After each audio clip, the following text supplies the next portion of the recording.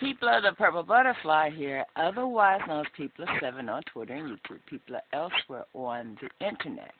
My blog is located at purplebutterfly-people.blogspot.com, and my soaps, Purple Butterfly Soaps, can be located at people.etsy.com. And most people know I am the least political person on the planet. I don't take sides. I don't show bias.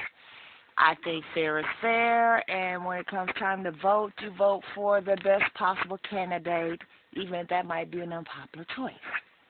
By the same token, when I watch shows like American Idol, I will close my eyes, not look at who's, singing, and just listen to their voice and the talent they're showing.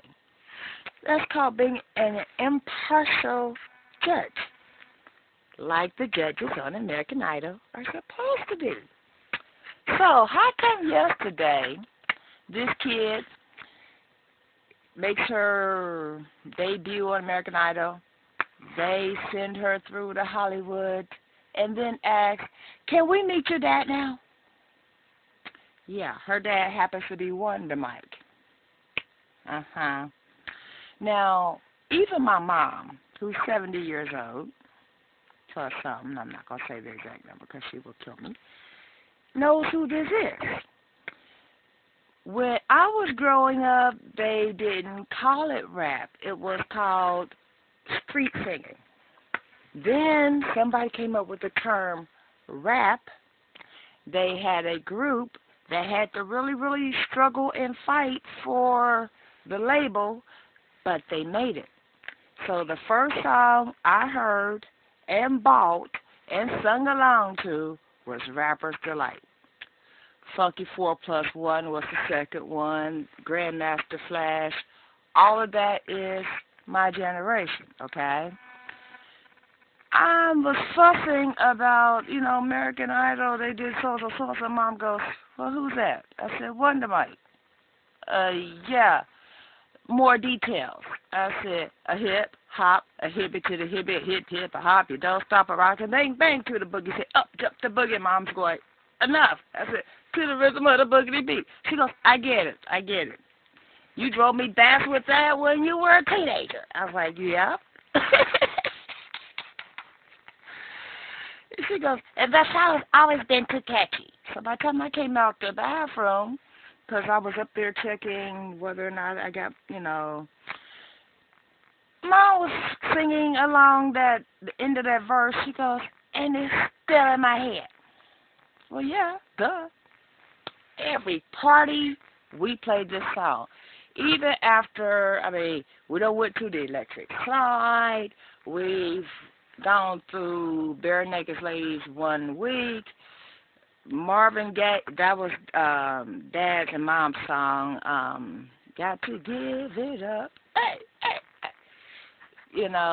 All those songs that was, if you're having a party at my house, you're going to hear Rapper's Delight, you're going to hear Marvin Gaye, you're going to hear the Manhattans. I don't remember which song was Mom's favorite on the Manhattans, because she liked all of them and would play them, the whole album, all at one time. It's like, let's stop. Have a Manhattan's concert. Now let's get back to the party you wanted to listen to. My brother's song, so forth, so on, and then you blend it all in together. A lot of times, especially like when they were having sports parties, I would disappear.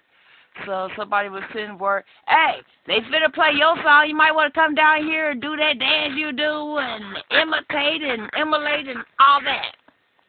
Yeah, I would take the first part. I wouldn't call myself Wonder Mike because I look nothing like a Mike, as you can tell. But my name is K, so I would say CBK. Which stood for Cool Babe K. I was, a child of the 70s and 80s. That made sense at the time. So I would go, a hip, hop, a hippie to the hippie, hip, hip, a hop, don't stop a rockin', bang, bang, to the boogie, get up, jump the boogie, to the rhythm of the boogity beat. Yeah, what you hear is not a cuss, I'm rapping to the beat. And me, the groove, and my friends will try and move your feet. You see, I am CBK, and I like to say hello to the black, to the white, the red, and the brown, the purple, and yellow. But first I gotta bang, bang, the boogie to the boogie, say up, jump the boogie to the bang, bang, boogie, let's rock. You don't stop, rock the rhythm that makes your body rock. Well, so far you heard my voice, but I brought two friends along. And next on the mic is my man Hank. Come on, Hank, sing that song. And then Hank will sing the Casanova part, and then, you know, Master G would sing his part, and they had this part at the end that was really, really fun. But, I mean, that song is ingrained in my membrane. I had a stroke. I have brain damage. If I was in a coma, and you play that song, it will probably bring me out of the coma. That's how much this is my generation. Now, if you said, hey, we got a singer over here. She's supposed to be singing the song, but her dad happens to be. Stop right there. I don't want to know who her dad happens to be. I just need to hear what she's going to do, blah, blah, blah. After her performance, when I say, yes, you could go, no, you got to go, one or the other, because, you know, it's American Idol. So it's a yay or a nay. Yes, you could go. No, you got to go. Then tell me who that is. You know, that way you remain impartial. But, you know, oh, yeah, you can go to Hollywood. You know, that's a yes for me. That's a yes for me, dog. Can we meet your dad now? Really? So, you know, now that dad has met, you know, the stars of the show, so forth and so on, now you got to judge her based solely on her talent. That might be a whole different conversation. In fact, I didn't hear her sing. All I heard was, you know, that's not my daughter. You know, they didn't give her the respect as a singer that she would need to let her light shine. That's probably why they let her go, because they couldn't tell whether she was a good singer or not. So round two would be her chance to prove whatever. And I say you got to practice. That's code for, yeah, because if you don't wow us, we're now over the fact that we done met your dad. You're on your own, sister. But that shouldn't have been done. That's called not being impartial. If you can't, I mean, judges on a federal court, well, actually judicial court, because even on the local levels, all the way up to the Supreme, if they have a conflict of interest, they have to recuse themselves from the case. In that particular instance, they should have recused themselves. They should have said, hey, wait a minute, you can't do that. We don't. That'd be like telling me Marvin Sapp is in the audience and he's going to listen to something I'm singing, and right behind Marvin Sapp is Kurt. Yeah. And, you know, Dottie Peoples, she likes your song and blah, blah. First of all, if I could actually get two notes out without feeling very self-conscious about it, you know, then I'm going to be like, oh, well, because those are idols of mine. You know, in the gospel world, everybody knows who Dottie Peoples is. Everybody knows who Kirk Franklin is. Every single person on the planet knows who Marvin Sapp is. Well, transpose that to the genre that made hip-hop on the map. I mean, before that it was, hey, are you rhythm and blues or are you country? Yeah, a little bit of both. Are you jazz or are you rock? We got some of that. It made a whole new genre because they blended all this stuff in an amalgamation of fun and, you know, you listen to the song, you know what I mean. And they decided, oh, that needs a whole new name. We could call that disco. But it made a whole new genre. The people that were involved in gathering everybody to, you know, join in the new genre, which is where you get another thing, the movies that came behind these people's lives, like Beat Street, that's how a lot of these folks actually got discovered. They just had impromptu parties. Okay, show me what you got. If this group of people didn't like you, then they were already going to be performing over there and meet me up at this club here or so forth. And a lot of these folks actually made it. You know what I mean? That's like some people have never heard of Sequence 3. Some people have never heard of Funky 4+1.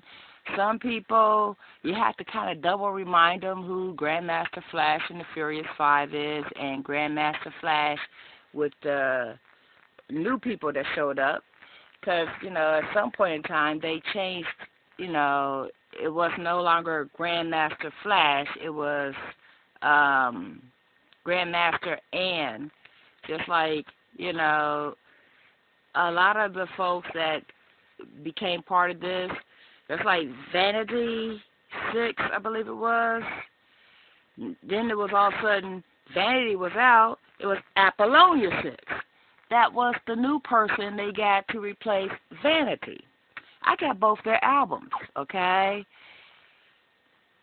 Vanity, they had some fun songs you could sing along to. Apollonia looked better in the teddy that they wore as a outfit. So people were buying their music, but not necessarily their talent. And if you closed your eyes, didn't look at what they were wearing, and just played their music, you would pick Vanity 6 over Apollonia every single time. All right? So we're not going to ramble on about that. My point is be impartial. If you're going to be a judge on anything, be impartial. And if you're not going to be impartial, don't be blatant about the fact that, hey, I'm impressed with your folks, so I'm going to vote you through. Really? And I mean, it wasn't just one of them. It was all three of them. You know, can I meet your dad now?